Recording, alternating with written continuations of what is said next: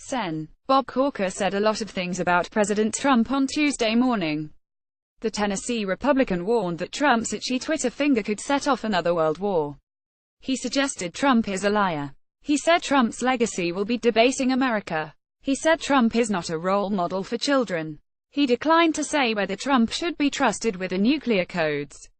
He said Trump's conduct is very sad for our nation. He said Trump has proven himself unable to rise to the occasion. Later on, and perhaps most damningly, he said there were multiple occasions where White House staff has asked me to please intervene. He was getting ready to do something that was really off the tracks. Early in this onslaught against Trump, Corker assured us that he considers all of his words carefully. I don't make comments I haven't thought about, he told ABC News. In other words, he truly believes all this stuff, and he's not just flying off the handle. Which leads to the next question: if you truly believe all of that, wouldn't you also believe that Trump should be removed from office? Corker's comments sure seem to be trending in that direction, whether he intends it or not. The senator is describing Trump as an imminent threat to American government and Americans.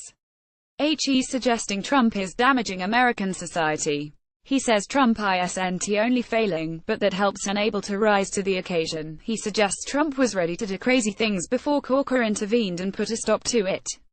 He's basically arguing that Trump is derelict in his duties as president, or unfit for the office. Depending upon whom you ask, that could be approaching grounds for impeachment, or the less likely option of removal via the 25th Amendment, in which Trump would be declared unfit by his own cabinet. Grounds for impeachment are forever the topic of debate, of course, given that the Constitution requires high crimes and misdemeanors for removal from office. But those high crimes and misdemeanors need not necessarily be criminal in nature. Many scholars believe dereliction of duty is also sufficient, and it's really up to Congress. As Princeton University's Keith E. Whittington wrote on the monkey cage back in May, even actions that might never be crimes could be impeachable. In 1933, Judge Halstead Ritter's impeachment included the charge that he had continued to practice law in a manner calculated to bring his office into disrepute, violating judicial ethics. Associate Justice Samuel Chase was charged with abusive behavior from the bench, and President Andrew Johnson was charged with firing the Secretary of War in a manner inconsistent with a federal statute. Many impeachment efforts have been prompted by behavior seen as inconsistent with the responsibility and reputation of the office. Some individuals are impeached to get them out of office when their actions threaten the political system's functioning, and they can't be stopped any other way. Impeachments also serve a broader function. Congress can use it to reinforce or create new political norms. Even when the impeached official is not convicted and removed from office, the impeachment itself sends others the message that those actions were unacceptable and must not be repeated.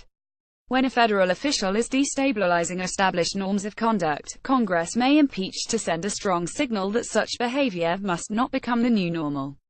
Even lawful actions, or actions within an officer's authority, can be impeachable offenses. Context is everything. Actions that are ordinary and inoffensive in some circumstances can be extraordinary and threatening in others. Impeachment is not merely for illegal or constitutional actions. It is also a remedy for dereliction of duty and abuse of power.